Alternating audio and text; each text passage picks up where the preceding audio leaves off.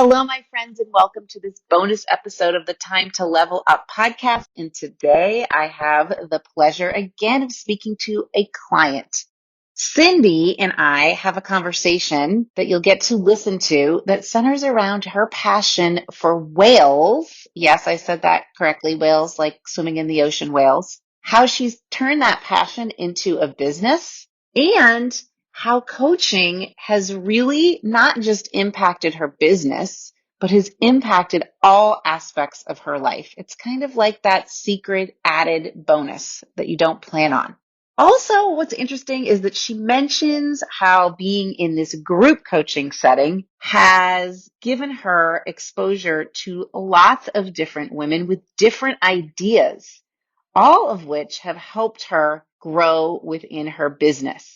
So sit back, take a listen to my conversation with Cynde McInnis up next.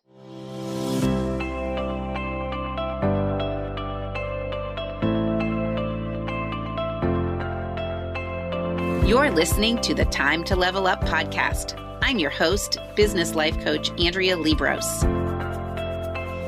I help women in business commit to their own growth personally and professionally.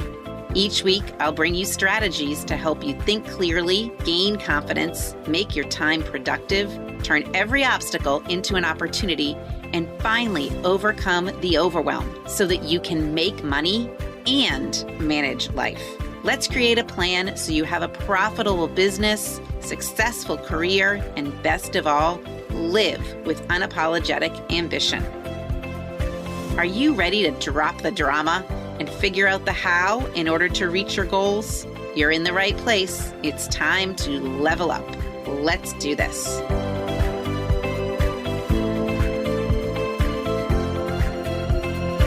Okay. Hey, everybody out there in the Time to Level Up world. I am so excited today to talk to Cynde.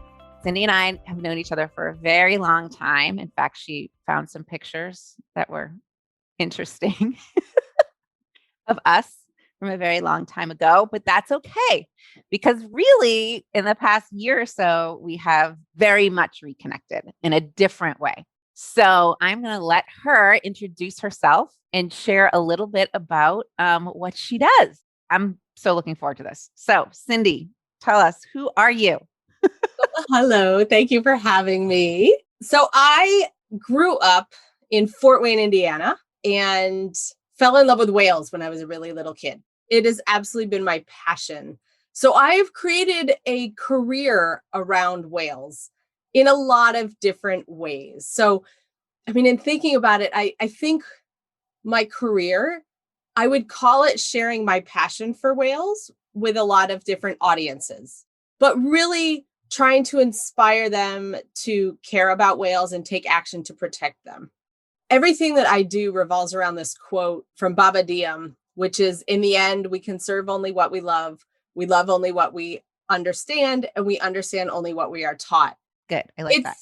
I just feel like it perfectly, everything that I do, I want to teach people about whales so they understand them, because if they understand them, they're going to care about them. You know, if you think about your own life, the things that you donate money to, or the things that you volunteer for, it's things that we love and we care about.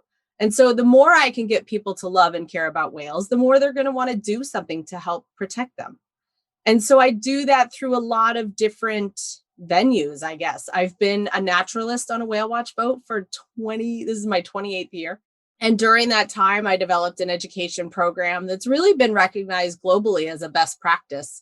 And it's looking at how do you take this experience where people go out and, you know, people are moved to tears in the presence of whales, and it can be such a profound experience. So how do you take that and help them take the next step to understanding that they can help protect this animal? And then I'm an adjunct professor. And so I incorporate whales into all of my classes. I actually teach a freshman seminar focuses just on whales. I've led workshops for teachers and for naturalists. And recently, my most recent endeavor is having this life-size inflatable whale created of one of my favorite whales that I see every summer off the coast of Massachusetts, and taking that around to schools and and sharing it with kids. And it becomes a classroom because the kids can go inside and experience how big whales are. And in all of this, I guess I consider myself a science communicator. So for over 20 years, I've also been attending all the scientific conferences so that I can learn what's happening in the whale research world so that I can then share that with the general public. Because I think it's something that scientists, sometimes they understand their topics so well, but then explaining it to the general public is really tricky. But I feel like I'm in a position that I can understand it, but then I can also translate it. It's a really cool place to be in, to have somebody ask a question. And I may not be able to answer every question about every species, but I can point people in the direction of where to go get their answers. Or, I've heard of some research that's happening on that species. So I feel like my knowledge of whales is really, really expansive. It may not be as deep as the scientists, they understand it, their topic's super deep, but my knowledge is really broad. So science communicator. I like that. It's almost like also I thought about you're translating the science mumbo jumbo into real world people. Yeah, I actually used that word too. When I was thinking about this, having loved whales as a kid, it was just like a thing. Like I collected them and I would draw them and, that sort of thing. But then as I got older, and even in college, actually, I remember a friend took marine biology freshman fall, and they only talked about whales for one day. And I was like, well, I don't want to study that then, because I'm not interested in everything else related to marine biology. I just wanted to do whales. And so I didn't take sciences. I wasn't turned on to sciences in college, but I know, right? You weren't. You were. No, I studied psychology because I knew I wanted to work with kids. So I took some education classes and psych classes. But I have gone from just kind of being obsessed about whales to really seeing that they are a hook to get people to care about the planet. And so I feel like I'm like a translator for the whales, like, or that sort of thing. So take what they're experiencing, not that we can get in their head, but to help people understand what is happening in the wild world. That's so powerful. Like help people understand what's going on out there in the science world. It's totally true. That's good. I never really thought about it that way, but you are a communicator and a translator in both. And then, okay, I want you all out there listening in the listening world, this whale mobile, which she sort of breezed over, picture like Oscar Mayer, Wiener, hot dog, whatever that blow inflatable mobile was. That's what the whale mobile is. It's like a big whale that's inflatable that you can go inside. So it's pretty cool. And it's so realistic. Like the company did such a great job that made it. And one of my favorite things, which is really funny, because when I was thinking about my logo for the whale mobile, I wanted it to be, a lot of things are breaching humpbacks, but there's something so amazing about looking in the eye of a whale. And so that's what I wanted my logo to have, the eye in it. And then when I got the whale, because the company made it, we went back and forth and they designed it for me. And when I got it and I saw how they did the eye, it's so amazing to see the eye.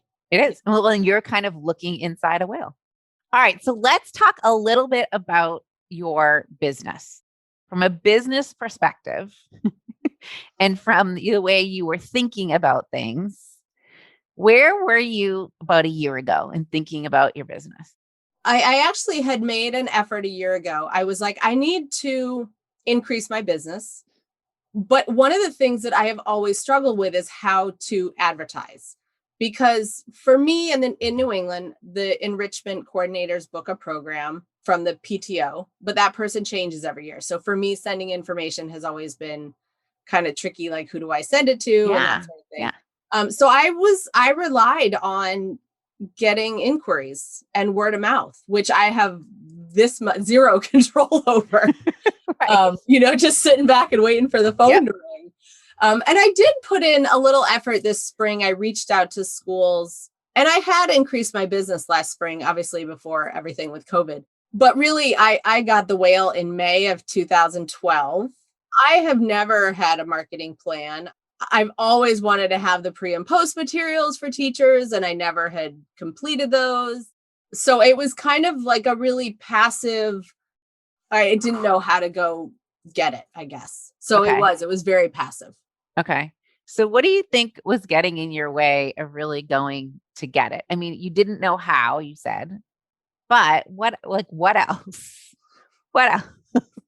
Maybe it's true you didn't know how, but what was really behind that if we go a little deeper?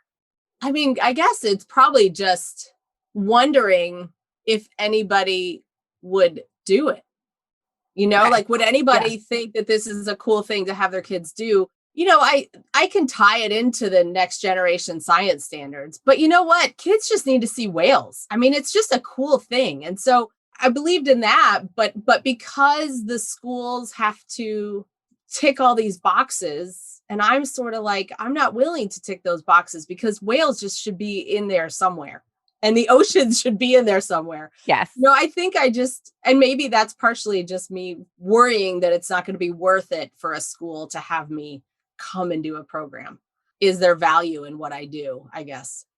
I think you hit on something, right? You were wondering, is there value in what I'm doing? Yeah. But deep down inside, it sounds like you knew there was value or there is I value. know there is. Yeah. It's like all the red tape that you have to go through to prove it. So what has changed? Like what light bulb went off in your head that said, maybe I can change something here. Maybe I need to change my thinking. So I think a couple things. I mean, I think with COVID, I had doubled my business last spring, but my busiest season is March, April, and May. So it was immediately taken away. And that was like 75% of my income for the year was just gone in a day. And so after like 2 weeks of crying and being like, oh my God, what am I going to do? I got creative and developed some different things, kind of got the ball rolling a little bit, but just wasn't getting any traction. And so I think it was in the fall, had been COVID exposed and I was quarantined for 10 days.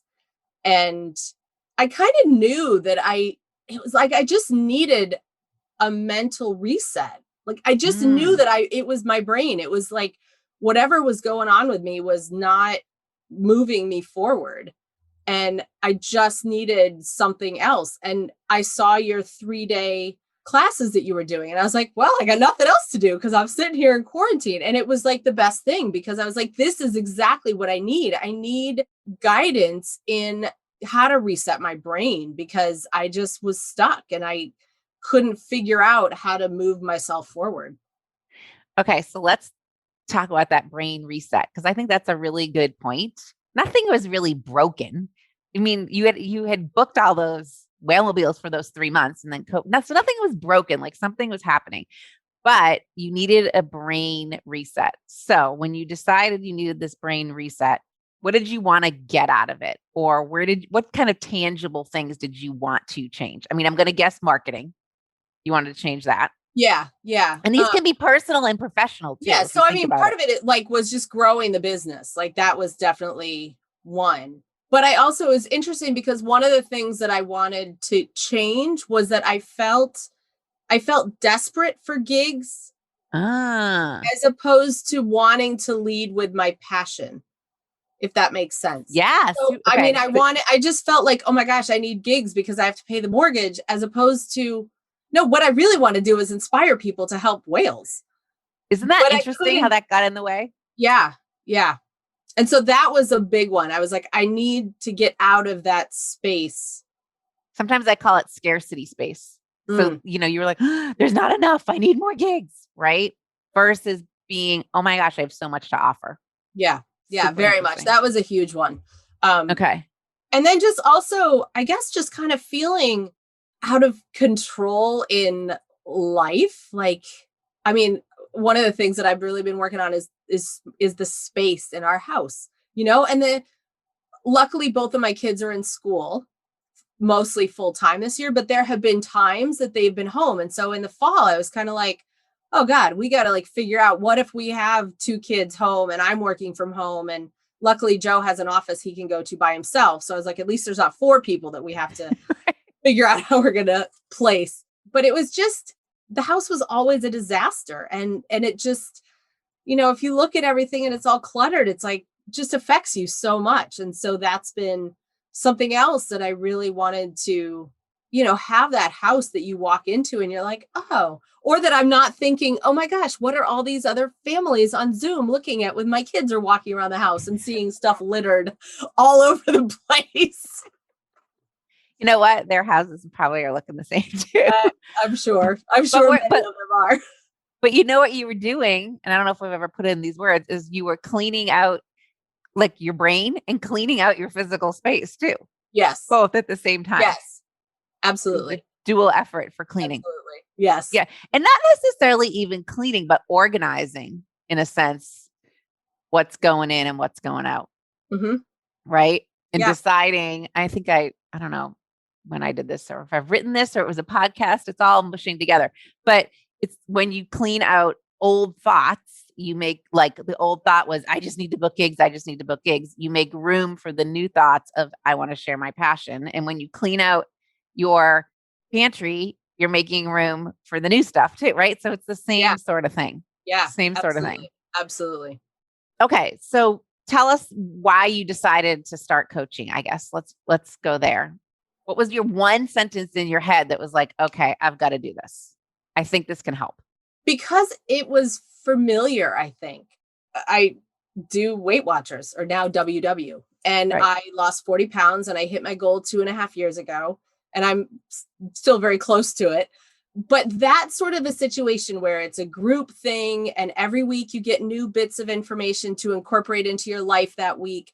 That is very successful for me. And so that's what I see. I see coaching as a very similar structure. And so doing it in a group, I really like too, because I know I can learn from other people.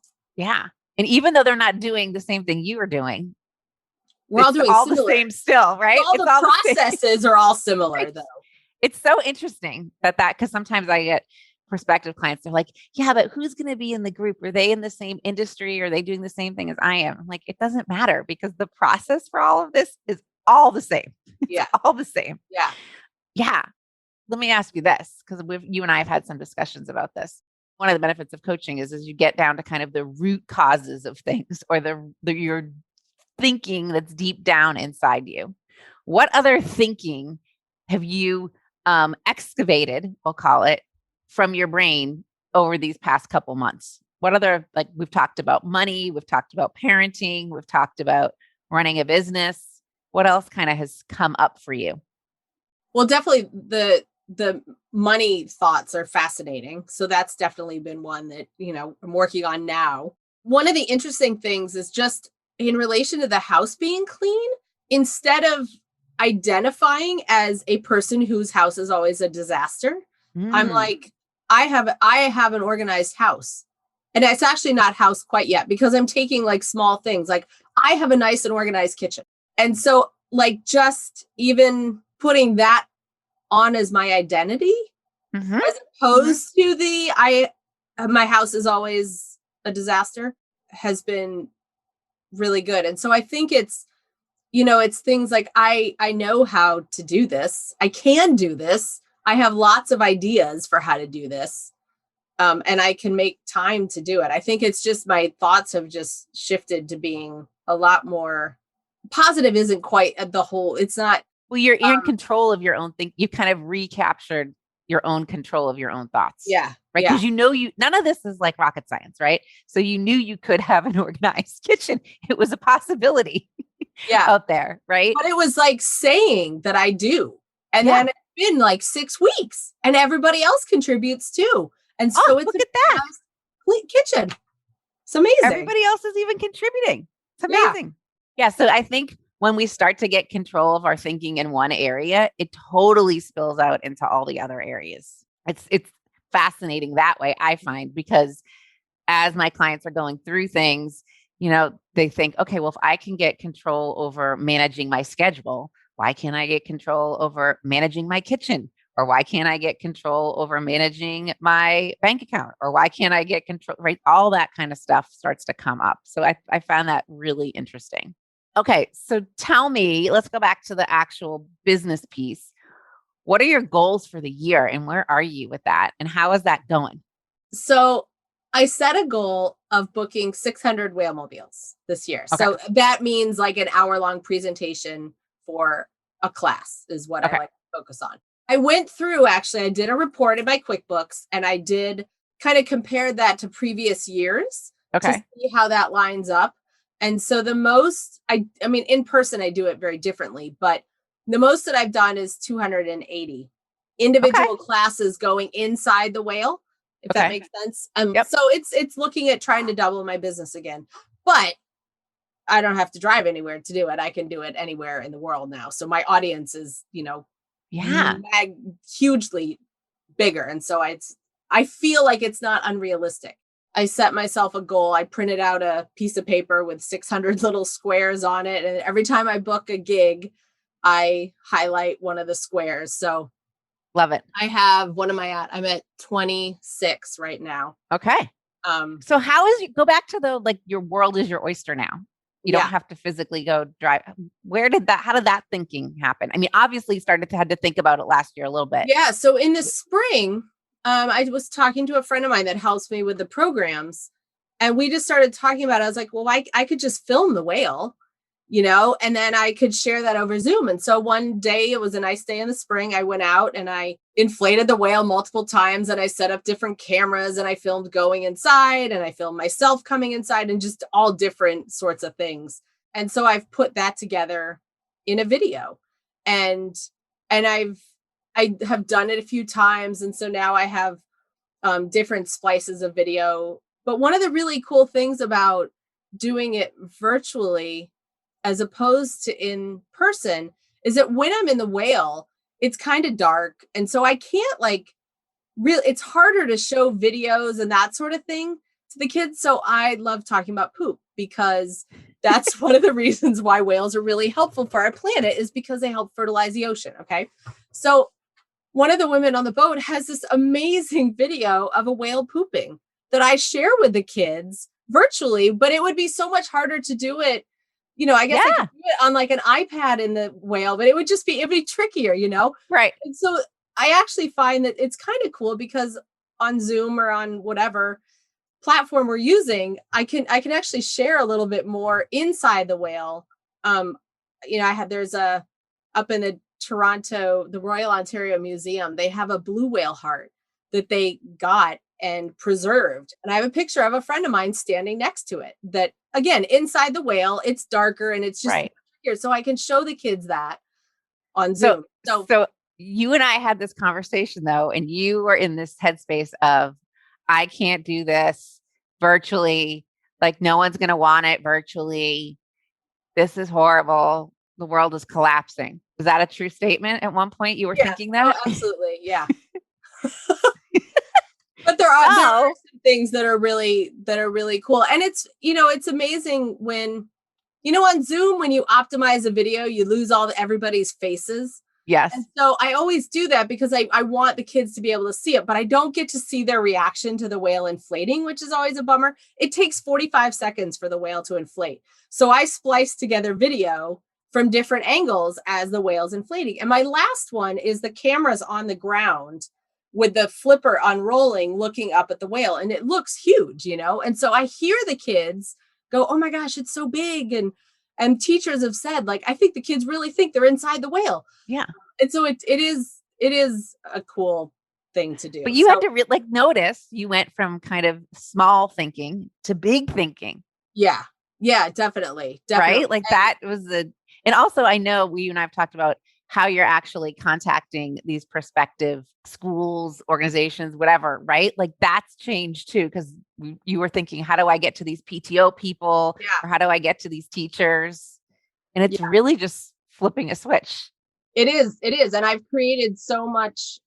I mean, I guess I've created a marketing plan. I didn't know how to do that. So I researched it and I created a marketing plan, and I have a couple objectives, and I have a 6-week session that, social media, I have been terrible about, but I was like, okay, I'm going to do 6 weeks, and I'm going to do posts almost every day, and they're going to be different topics, and I'm going to see where I am. I wrote down all my numbers ahead of time. And so after 6 weeks, I'm going to see what posts people engage in, if I've increased my following. Because one of the things that I realized is that I didn't have information out there about me talking about whales. And that was something that I would hear when I would talk to people. everybody would say, well, you can tell you're so passionate about it. And I was like, well, I need to have video of me talking about whales out there. And so that's what I was like, okay, well, social media is a good platform for doing that. And so I've been trying to do that a little bit more. And look at you creating plans and following through. It's so exciting. So I have my two like campaigns that I've committed to. As one is my Throwback Thursdays. So every week I'm doing a review of one of the years of whale watching. And I was actually thinking yesterday, I came up with the idea to do a Zoom call with my interns from one year. And so we're going to do that hopefully on Sunday. And so that I can get some of their thoughts too about what the highlights were of their year and stuff like that. But then the other, we had talked about, you suggested the doing 1 minute little videos. And so I posted my first one last night. Okay. Because it's like the science communicator piece. So I have all this knowledge about whales.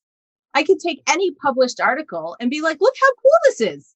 People study bowheads using buoys that they put underneath the ice, and then they record and they hear bowheads singing songs at certain times of the year. And so that's how they're there. So that's a 1 minute little It's so interesting that once you just start, you're like, what else could I, it's almost like what else,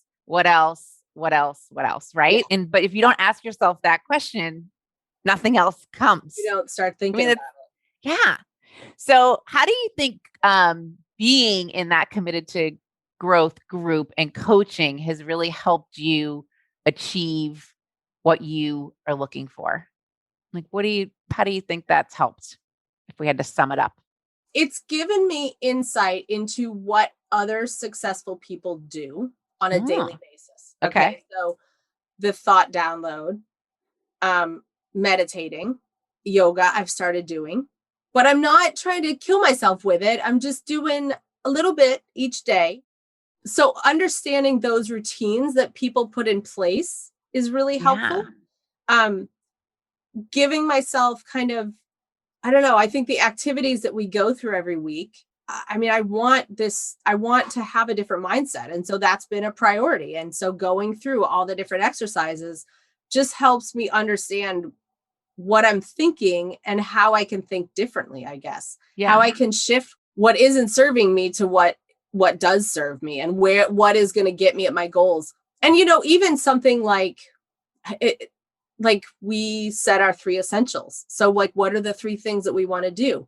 That is something that I hadn't done and really thought about. And so even just setting that has allowed me to create boundaries. I think all of us struggle with working from home. Like, it's like the dishes need to be done and the laundry needs to be done. And I could just go do that. And I haven't done that. I'm like, Monday through Friday is my work week, and I will do laundry on the weekend and grocery shopping on the weekend. Twice I've done it during the week. And I was like, I cannot do this. I cannot take time out of my work day to go to the grocery. That is like now a weekend thing. And so setting up those boundaries, what's funny is, and you had asked me this the other day, how can you kill 2 birds with 1 stone? I love audiobooks, but I will get sucked into audiobooks and stay up until 12 or 1 in the morning and then have to get up at 6:15, which doesn't serve me. So I have not been listening to audiobooks during the week. And then when I clean or go through a section of the house on the weekend, I listen to my audiobooks. And so that was perfect. Great. Yeah, it's been great. Perfect. So I take the time because I love it. I so enjoy just getting lost in a good story. And I can do that while I'm doing something else on the weekend. And then it's not, sabotaging myself during the week. So when you were talking, I was kind of thinking it's almost like the coaching container, right, has, by putting yourself inside that container, you've actually found so many different new thoughts, new ways of doing things, ways to create a plan, keep track of things. So there's a coaching container, but then you've put yourself in your own container in a sense of like, this is how my week goes. I do work Monday to Friday and I do laundry on the weekends. I mean, you've created kind of a new, I don't want to say boundaries. I don't really like those words, but you've created a new structure, which makes such a huge difference. Yeah. All right. Last question for you. What is your favorite so far saying or thing or statement from coaching from me that kind of sticks out in your brain for this week, at least, because it could change? the one that I have used probably the most is that Yep. B- work is better than nothing, because there were so many, like those pre and post activities. I've been thinking about it for 7 years. I know you And I told me was that. finally like, this is good enough. This is good enough to put out there. I need to just do it. It doesn't have to be perfect, because I can always go back and change it. That has been great, because it's made me put stuff out there. Or it's not made, I mean, but it's just, I've put stuff permission. out there. You gave yourself permission. Yeah, because it's nobody's perfect, and I can screw stuff up and I can fix it, like, yeah. If some people like it, then that's great. And if other people don't, then who cares? So B- work that's put out into the world is way better than the A+ work that you are keeping in the drawer or waiting for the A+ work to happen. Yeah. I love that. Yeah. I love it. Well, this has been super fun. So how can people find you? What's the best way to find you and the whales? 2 ways. I am on Facebook at the Whalemobile. My website is just thewhalemobile.com. And there's a lot of information about the different programs that I have, and even what you can do to help whales, ideas for teacher resources, lots of different information on my website. I know Cynde wants to have a gig in every state in the country this year. So no matter where you're listening, if you know someone, like a library, a teacher, someone who wants to bring science into their world, you should go check her out and pass on the info. And we'll have all those links in the show notes too. So this has been super fun. I love listening to you talk, because this is totally not my world. The interesting piece about this is, I think, because it's not my world, I can help you in a whole different way. So that's it's so amazing too. I think having insight. Yeah. When you're not a part of it, it's like, I have always found like that sometimes it's just like looking at it through a different lens, that you're like, it is. Wow, that's an awesome idea. I could totally run with that.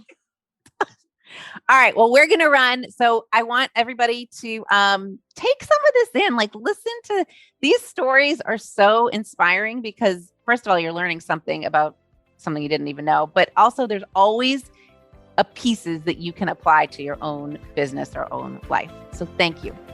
Thank you so much for having me. You are welcome. Who's your coach?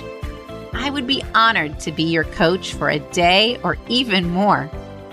If you want to stop feeling overwhelmed and are ready to commit to growing your business, your career, or yourself, head over to register at AndreaLiebross.com/group-coaching. Check out the Committed to Growth Group Coaching Program, where we take all of this learning from the podcast and 10x it so that you can learn to commit to your growth forever and eliminate all of the wavering, the wishy-washy, the little quits, and the figuring it out. We start the next cohort of Committed to Growth on March 18th, but enrollment is open now, so you want to reserve your spot. If you want to talk more about it, book your consult call as part of the enrollment process, and we will figure out if this is a good fit for you. AndreaLiebross.com/group-coaching to find out more. See you in March.